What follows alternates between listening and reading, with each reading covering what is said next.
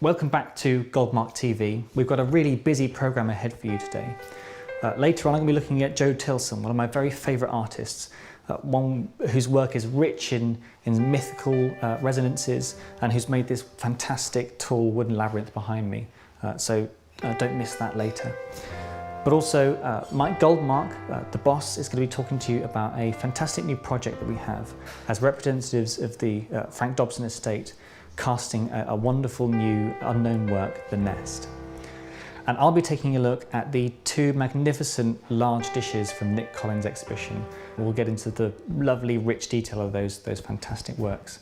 I hope you really enjoy today.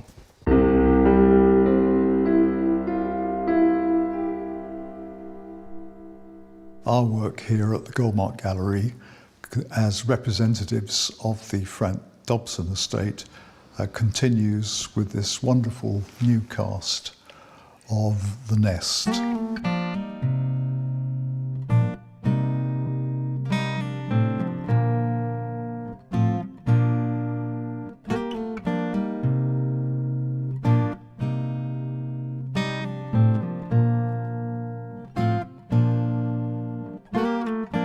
Dobson was born in 1886 and was very much a forerunner and influencer of Henry Moore. There's the Dobson catalogue raisonné. Most of what Dobson did was devoted to sculpture of the female figure. This piece is extraordinary in that, as you can see, it is a nest with a bird and chicks. It is not in the catalogue raisonné, which is extremely comprehensive. This piece was cast from a plaster which turned up in Derby Museum, which I think we're not quite certain how long it's been there, but it's been there for a good long time. There is a drawing, preliminary drawing, we think, of it in the V&A as part of their Dobson holding. This piece was probably made sometime in the 1920s, and here you have a stylized bird feeding 3 chicks.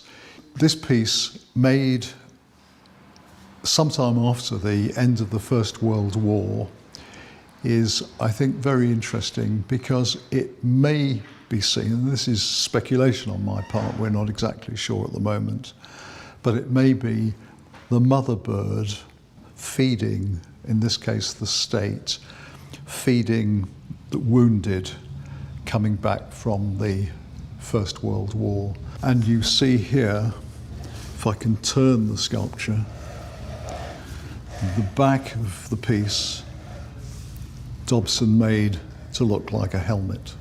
So we made the first edition of this in an edition of just 12.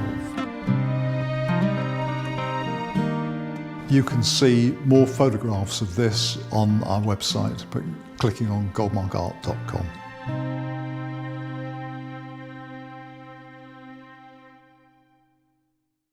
I wanted to show you the work of Joe Tilson today because he's one of my very favourite artists.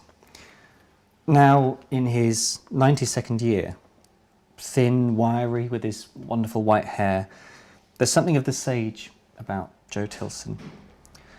And there is something sage-like, something a bit prophetic, oracular about his work too. He's an artist who comes from a generation in the 1950s, 1960s of British artists who are now known worldwide. They are celebrity artists, people like David Hockney, the late R.B. Katai. Tilson is a name that a few people might not know. He spent a lot of time in Italy and in Sicily, abroad. He spent time in the countryside, away from the limelight in London. And as a result, a lot of his career hasn't sort of had the constant hyping that a lot of other artists from his time have. But there's a real rich visual vocabulary to what he does. Words, classification, order, dissolution, these are the things that lie at the heart of Joe Tilson's work.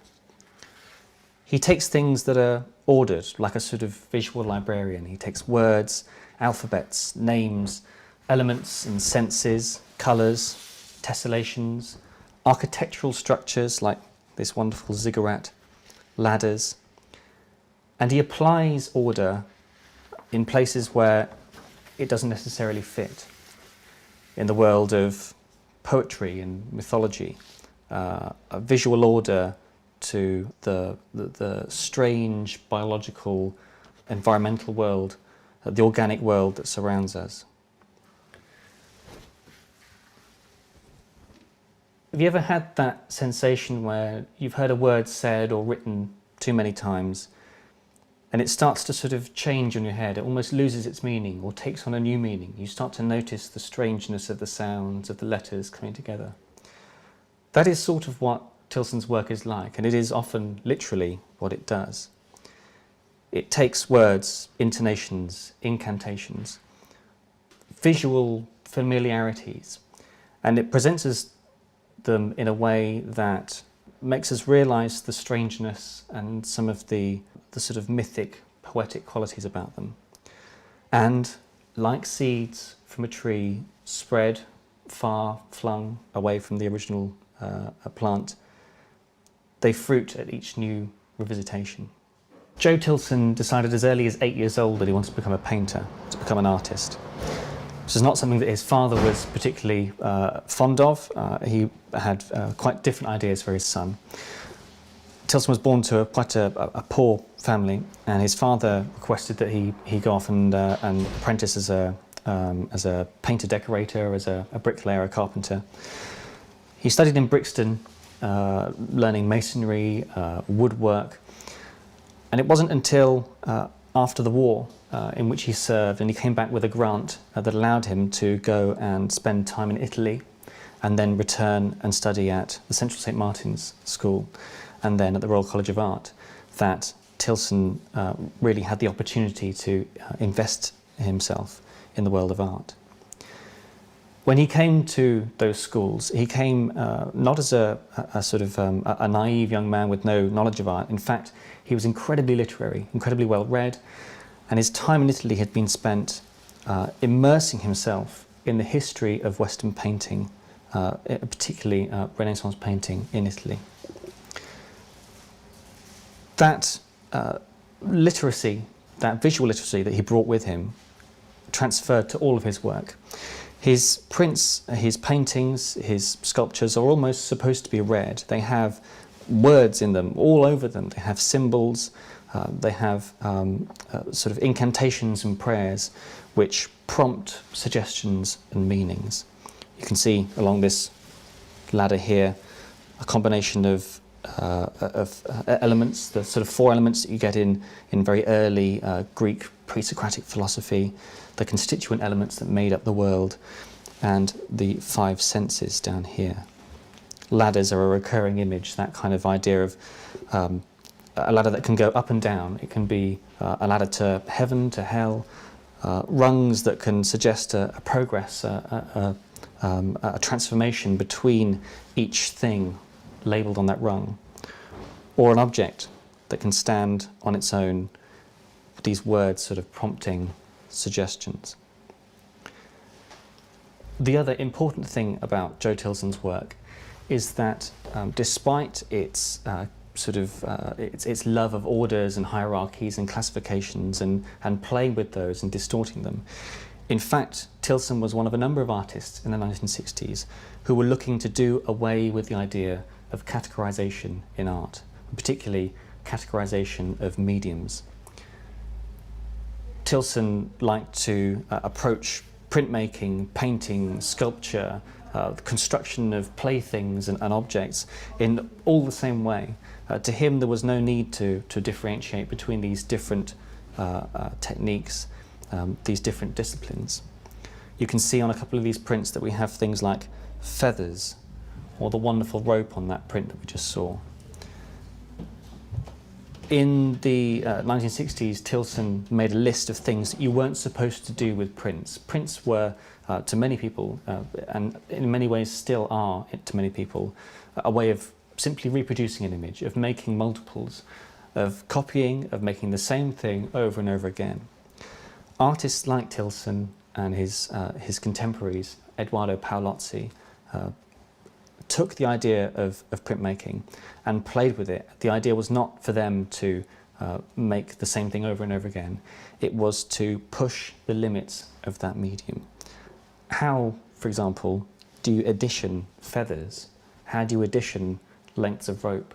These are works that are not the same over and over again. These are works that are different every time.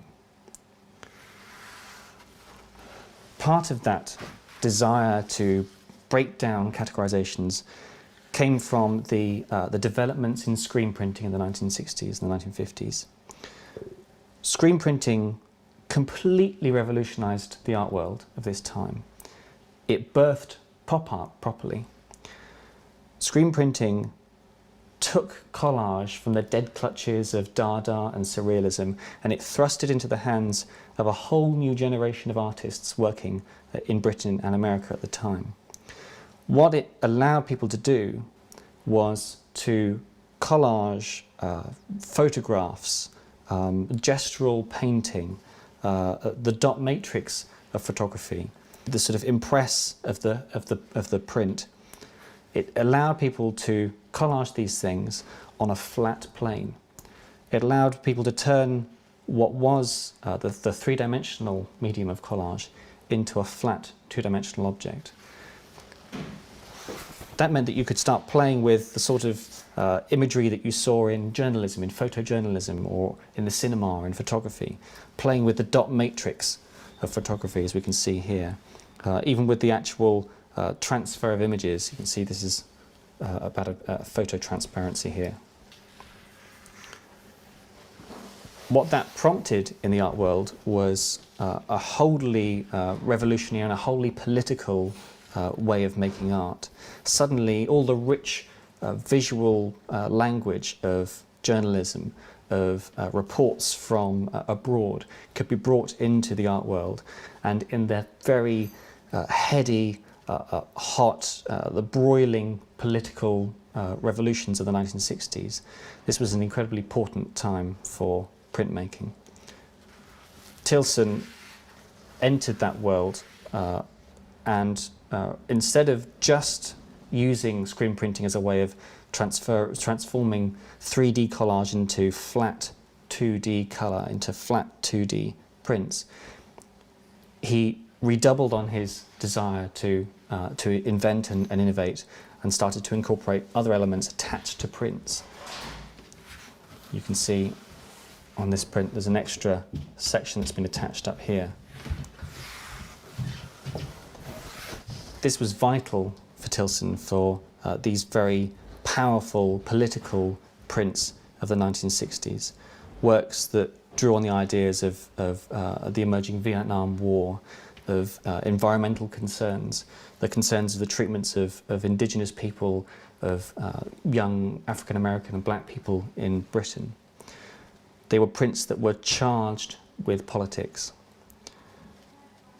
As that decade came to a close, as the failures as well as the successes of the 1960s political revolutions became apparent, Tilson found himself in the clamour of that political world, in the clamour of urban London. He needed a break. He needed to escape this world, to find a new visual language. And so in the 1970s, he left urban Britain, urban London, for the still quiet of Wiltshire. In the early 1970s, Joe Tilson made the move from London to Wiltshire and a life of self-sustenance in the countryside. Around the same time, he also turned to, in this larger studio space that he had, making large-scale wooden Cretan labyrinths like this one here. This is Kaidroya, and it's one of the earliest that he made. Tilson was a trained carpenter. He knew how to work with wood, and it was a material that he enjoyed using. But he also loved the very rich symbolism of ancient Roman and Greek myth. Kaidroya translates roughly to a castle of turns, or a fort of turns, and it's a name that references Troy. The ancient city of Troy now supposedly to be found on the western coast of Turkey. The ancient city from Homeric myth was said to have enormous walls that were so unnavigable by the enemy once they penetrated the city that it lent its name to mazes like this. Historically, Welsh shepherds would make raised turf mazes, which they called caedroia, and which were sort of linked to ceremonial feasts and celebrations.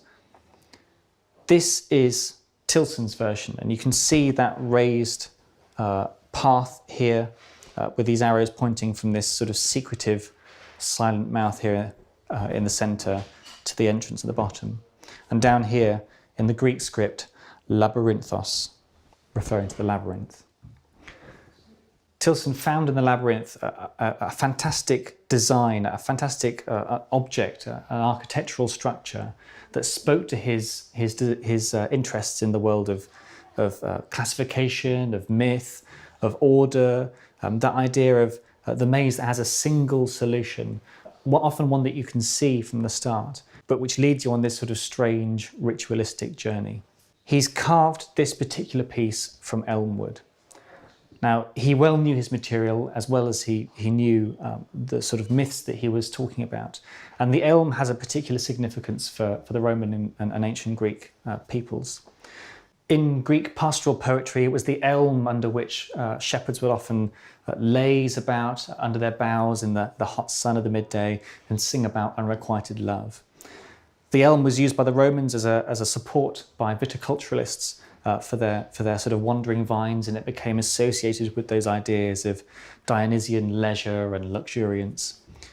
But it was also the elm of myth that was planted by nymphs and by gods on the tombstones of fallen heroes, and which Aeneas discovers in the Stygian underworld, the elm tree that captures empty dreams in its branches.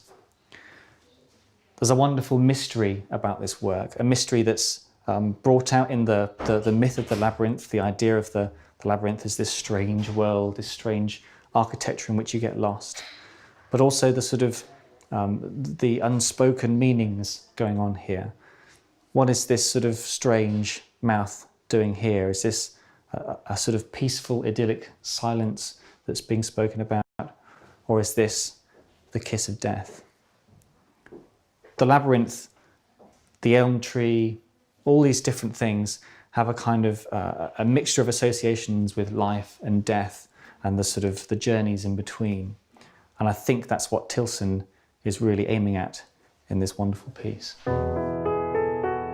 Italy had always been important to Joe Tilson, not just from those first 3 years that he spent there before he came as a student to Britain, but also in his later life. He had houses in Italy and Sicily, in Venice, near Siena, and he's also had studios there and worked there for a number of years. In fact, Tilson's work is almost better known in Italy than it is here in this country. These beautiful, beautiful prints here are from a suite called Le Crete Senesi. These are after the hills around Siena that can be seen from various roads that go through the town.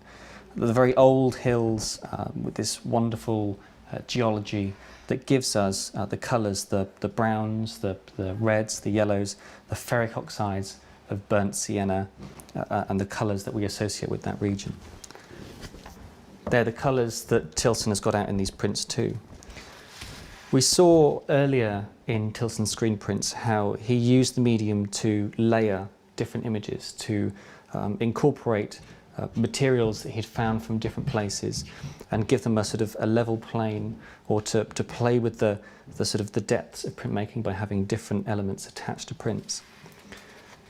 Here, it's been used purely to get this extraordinary texture, this extraordinary surface of paint. The richness and thickness of it is wonderful to the touch. It's quite unlike any other kind of printmaking that I've had the opportunity to handle.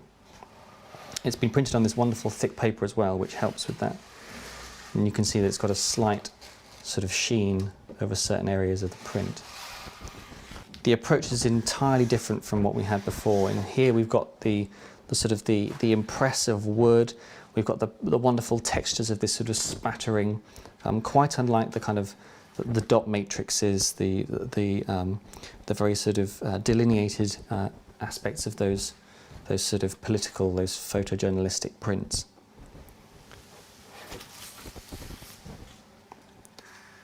And again, they show how Tilson could take something very simple, a very simple idea, the idea of these mountains around the area of Siena,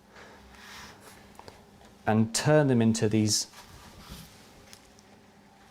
almost totemic symbols, these sort of emblematic shapes, to incorporate the textures of the organic world with a very stark and profound sense of sort of symbology and of emblems.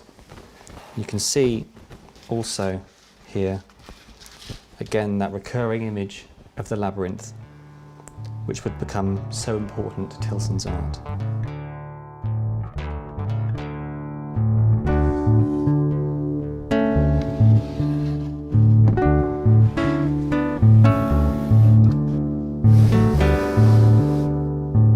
Even in these last 10, 20 years of Tilson's career, he's continued to push the boundaries, to continue producing work that does away with the traditional boundaries between multiples and originals, between sculpture, construction, painting, printmaking. As you can see from these constructions around me, all of which date from the last 15, 20 years, he has continued to combine those different approaches into a singular voice, a singular form of art. Tilson has maintained his connections with Italy in particular. This is the wonderful Ca d'Oro. It's a reference to the Palazzo Santa Sofia in Venice, which is known as the House of Gold, thanks to its wonderful gold-gilt exterior. You can see that Tilson has quite literally gilded this in gold leaf as reference to that. This is everything that Tilson's art is about. It is Venetian Gothic in miniature. This wonderful loggia window with the references to the different bits of the architecture from this area, to the House of Gold in particular. It's cosmatesque tiles, to the wonderful Venetian arches that we get on the architecture around here. Really, it is Tilson's skill for quotation and for excerpt, for taking the little details from things and working them towards a sort of a universal sense of whatever it is that he's making art about. That is really the strength of Tilson's art. The way that Tilson plays with stories, with mythology, with language, with the sort of the richness of our memories and our stories, it means that the work that he makes has a kind of a universal meaning. It seems to adapt itself to new problems, to new things that are happening in the world. You can see that in these wonderful two works that I have here with these painted pomegranates, a small version and a larger version. This is chorae. Chorae is the ancient Greek word for a virgin or a young girl, a maiden. And it's often used to signify particular figures in mythology. These are about Persephone. She's the daughter of the goddess Demeter, a goddess of fertility and the sort of the world of growth and plants. Persephone is tricked by Hades to spend half her time in the underworld and half her time up on in the real world on Olympus with her mother. When she returns from the underworld every year, that's supposed to signify the emergence of spring and summer, the flowering of the environment around her. And the pomegranate is her representative symbol from that myth. These are works that seem to take on a kind of significance at the moment in our kind of climate crisis, in a time when the usual recurring rituals, the normal waxing and waning of our seasons, is so interrupted by human behaviour, by human activity. That traditional world, the world of quite delineated times throughout the year, has been sort of slowly slipping away in our sort of increasingly urban existence. And I think these works have sort of taken on a certain flavour of that. But really, at the end of it all, Tilson's work sort of is always looking for a kind of mystery, a mystery about the language and the visual world around us, the mystery of how we interact with the world in which we live. That's particularly pertinent, I think, to this piece here. This is key.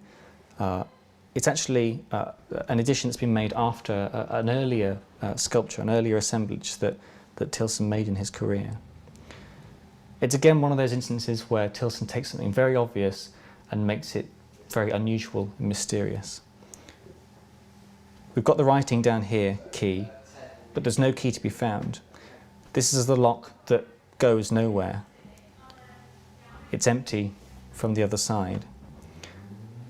That kind of prompt, that clue, the visual clues, the linguistic clues that Tilson likes to lay that often don't necessarily lead anywhere, or that lead us into circles or to dead ends, that is sort of precisely the point of Tilson's work. More so than offering a definitive answer or a definitive meaning, he wants us to jump down the rabbit hole with him and chase these sort of strange strings of meaning and visual identity and visual clues.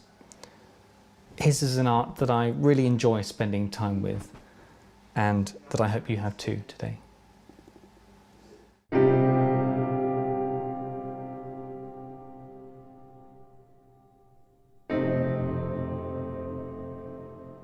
We've looked at quite a lot of Nic Collins pots over the last few weeks. Before this exhibition arrived upstairs, we took a look at some of his small bottles. When the pots first arrived, we did a sort of special preview of the wonderful tall bottles, and almost all of those have now sold from this exhibition. We had a wonderful walk around the show, and then we had a look at some of his Bellarmine bottles as well the other day. Today, I'd like to spend a little bit of time looking at these magnificent big dishes. You've seen them a couple of times, but I thought we'd really get up nice and close and personal with them today. I think I've seen videos of Nic forming these on the floor of his studio, large amounts of clay that have to be sort of wedged out with the feet to start getting this big shape here. It's been glazed with a chino glaze, like many of Nic's pots, and it's been situated in the firebox right at the very front of Nic's Anagama kiln. That means that it's been subjected to some of the harshest atmospheres, the harshest temperatures, the hottest temperatures in the kiln.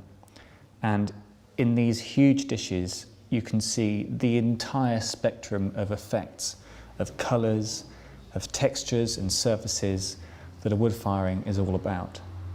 You can just see in this pot, which has been absolutely covered in ash and embers, that's why you've got this beautiful, deep, dark, sort of greys, purples and sagey colours.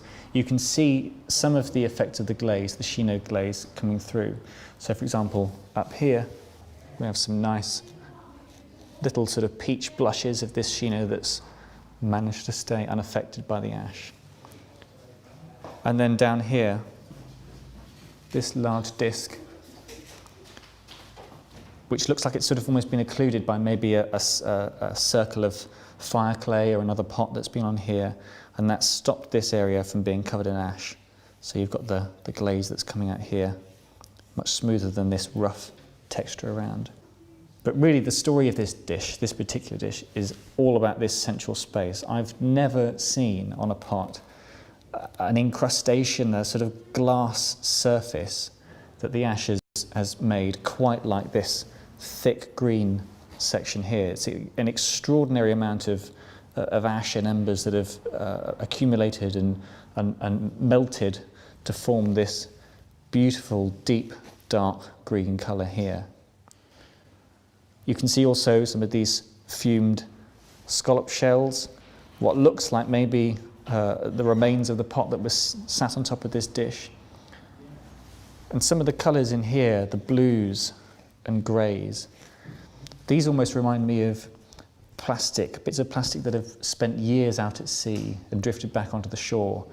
And the effect of the salt and the wind and the water over those many, many years has sort of changed and bleached the colours. In a way, that is the sort of atmospheric, environmental erosion that's been taking place in this kiln over 5 days at temperatures that have been reaching up to 1300 degrees. 5 years ago, when we had our 2014 Nic Collins exhibition, there were 2 giant dishes just like these. So while we've not been able to have Nic here at the gallery and the kind of opening that we would have hoped for to have Nic talking about these wonderful pots, I hope this clip from a few years ago should sort of give some insight as to how they were made and the kind of length of time that it takes to make fantastic pots like these. These large dishes are a new area for me. It's about me playing and exploring what the kiln, the fire, can do. And I've always wanted to do something extremely large in the firebox. Each one of these has taken me probably about a week working. These particular dishes went in the firebox of the kiln. So the kiln, it was built as big as I could get, and there was literally half an inch either side when we slid this in. And it was slid in on a board. It took 4 grown men, carrying this board, tilting it up so it slid off like a ship being launched and slid straight onto the bed of seashells. And it's been glazed with a Chino glaze. And at the bottom edge is the firebox, where the embers have sat on the pot, and then we get this ash running here. And the other end is where the first side stoke begins. So it's also had embers building up here.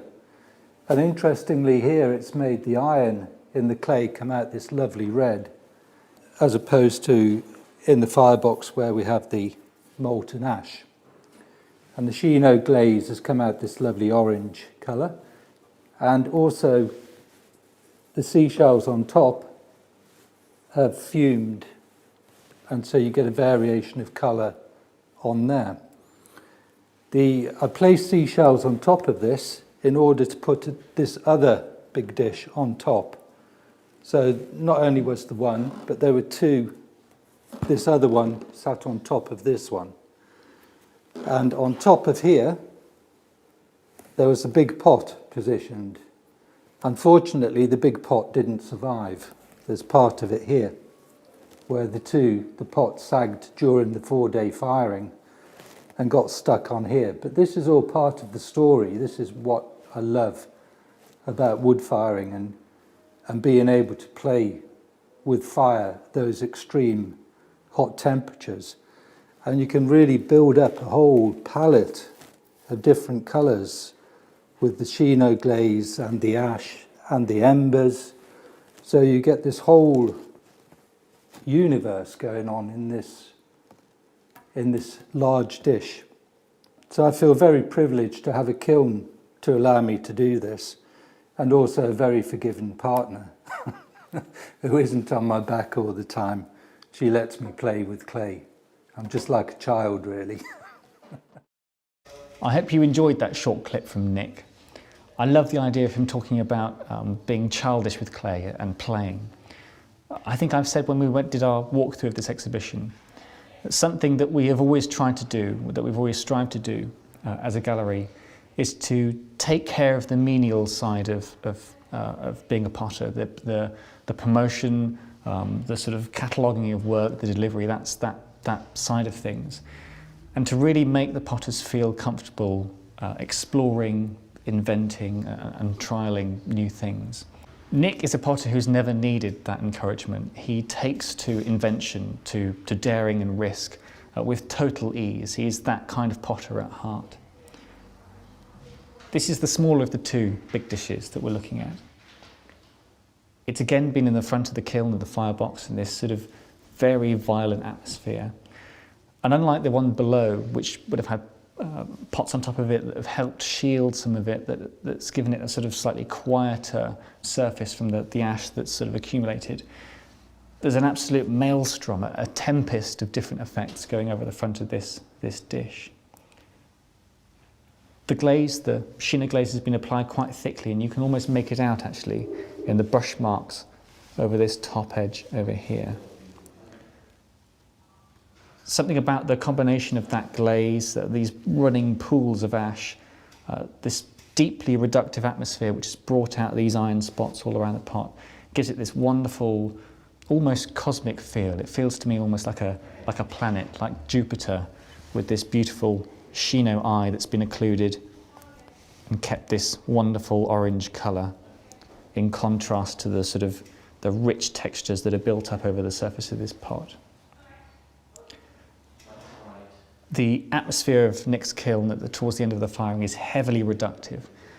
Now, for those of us who aren't potters, this is probably taking us back to GCSE or O-level chemistry.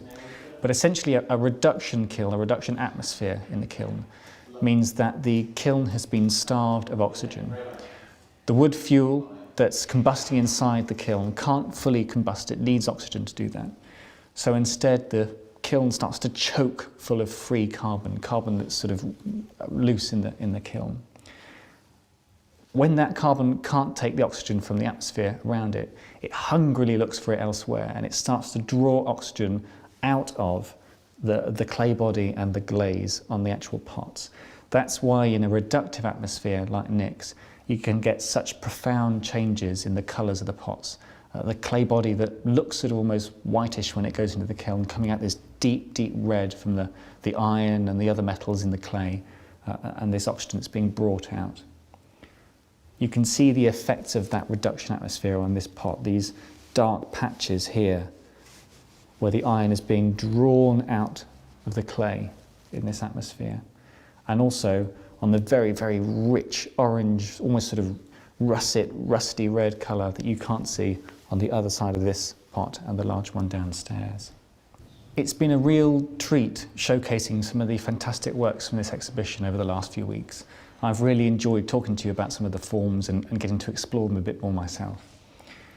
Increasingly though, I've found I've had less to say, and that's not because these are uninteresting pots, far from it. They are rich in colour and texture and surface. But really, Nic's pots speak for themselves. They tell their own stories. You can see the movement of the fire, of the ash, the effects of the kiln more in these surfaces than you can from anything that I could say. So rather than waffle on about these two big dishes, I think I'd like to just leave you with them for the end of this broadcast. Leave you to enjoy the colours and the textures, to get nice and close to these beautiful pots that really speak for themselves. I hope you've enjoyed seeing them today and the other things that we looked at, and I'll see you again soon.